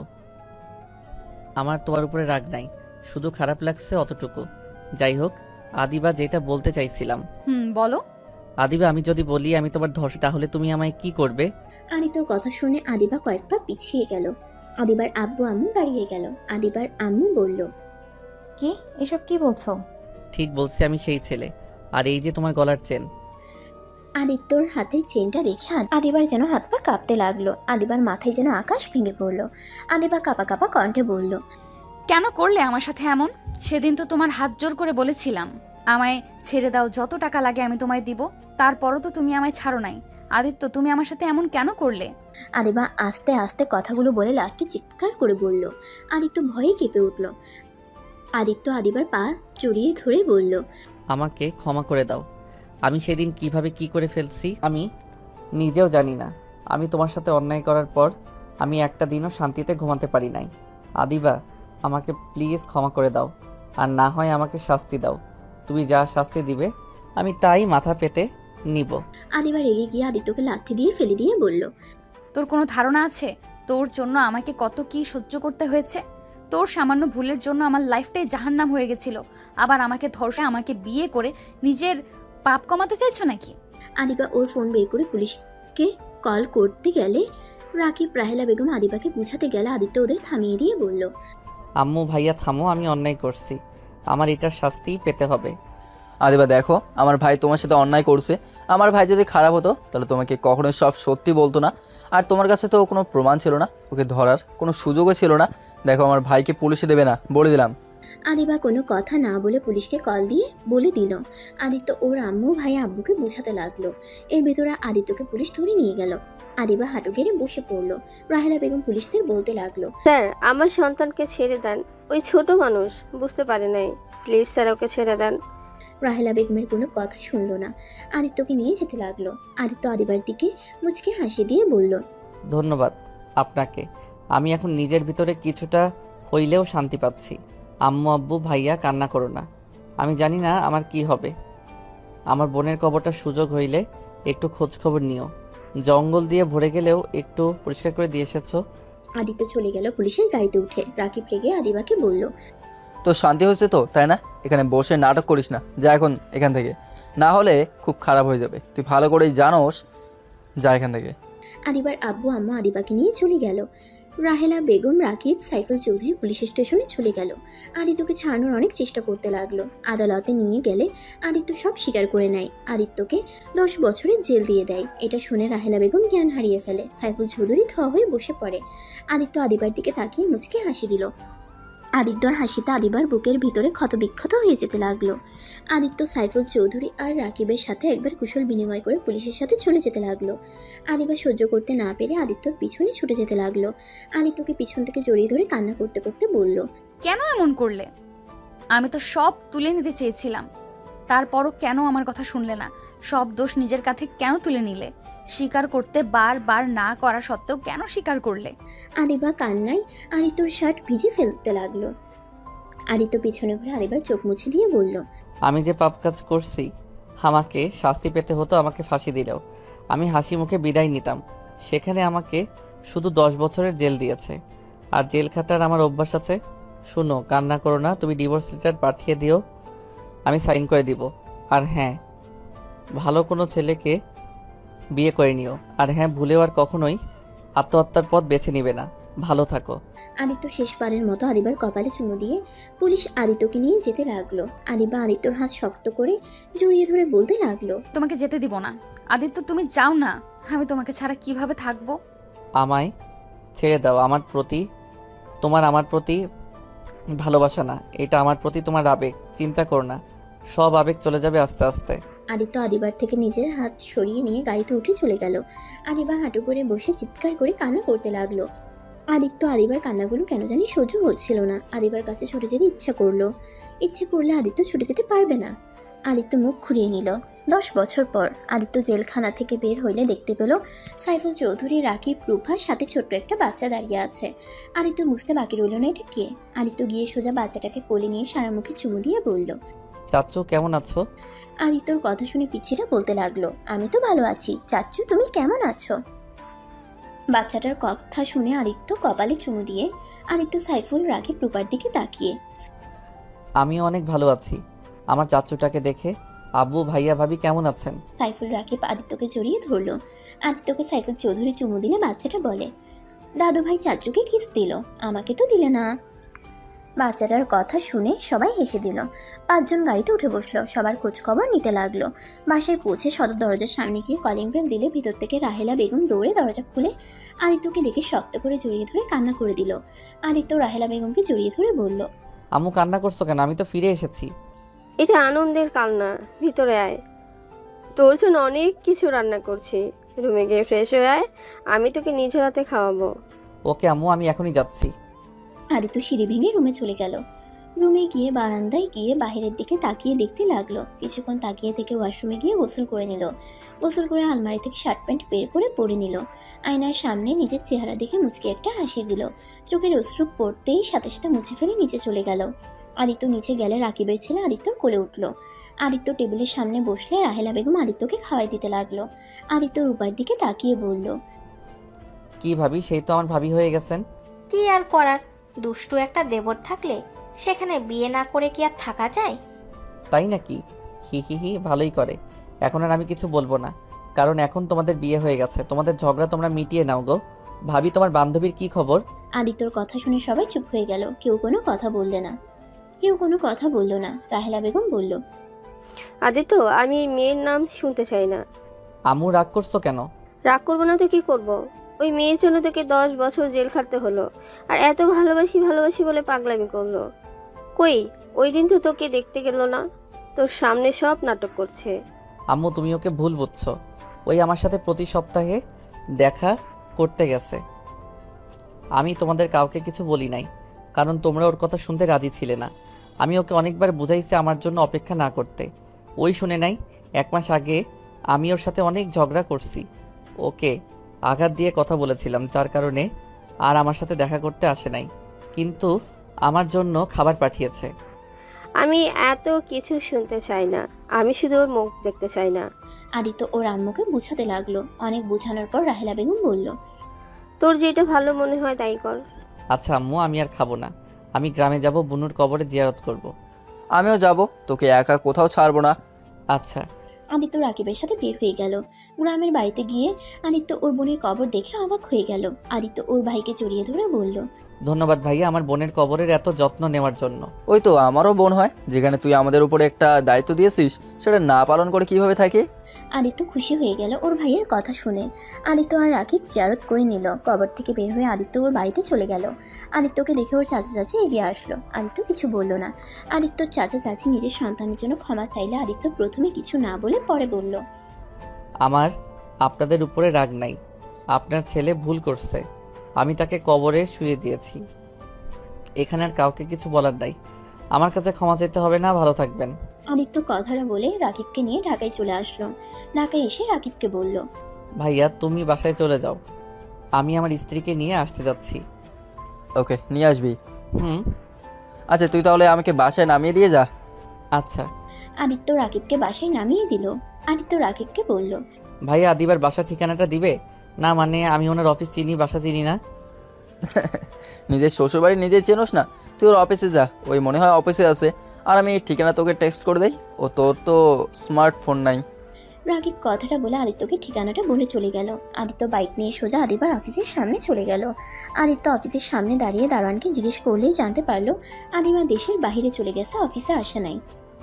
আদিত্য বাইক নিয়ে সোজা আদিবার বাসার সামনে গেলে তখনই একটা গাড়ি এসে থামলো। গাড়ি থেকে আদিবাকে নামতে দেখে আদিত্য ডাক দিলে আদিবা পিছনে ঘুরে তাকায়। আদিত্যকে দেখে দৌড়ে আদিত্যর কাছে এসে জড়িয়ে ধরলো। আদিত্য আদিবার এমন অবস্থা দেখে বলল, এ কি করছো? সবাই তাকিয়ে আছে। দেখুক গা, আমি পরপুরুষকে জড়িয়ে ধরি নাই, আমি আমার স্বামীকে ধরেছি। তুমি না দেশের বাইরে গেছো? আজকে আসলাম, তোমাকে নিয়ে আসতে চাইছিলাম, কিন্তু মিটিংটা শেষ করে দেশে আসতে আসতে 3টা বেজে গেল। কিন্তু তুমি এখানে কি করছো ভেতরে যাওয়া বাদ দিয়ে?